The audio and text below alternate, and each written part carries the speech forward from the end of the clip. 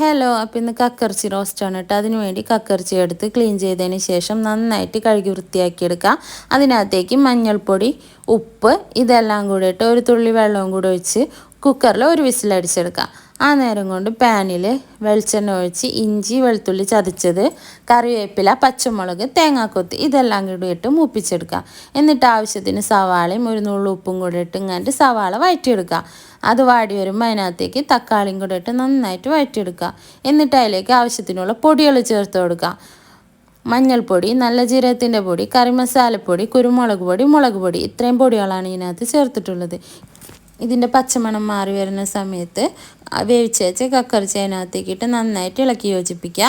ഉപ്പ് നോക്കുക, ആവശ്യമുണ്ടെങ്കിൽ ഉപ്പും കൂടെ ചേർക്കുക.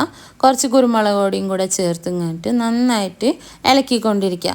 ഏകദേശം ഒരു പരിവായി കഴിയുമ്പോൾ ഗ്യാസ് ഓഫ് ചെയ്യുക. അപ്പോൾ ഇതൊന്ന് ട്രൈ ചെയ്ത് നോക്ക് കേട്ടോ.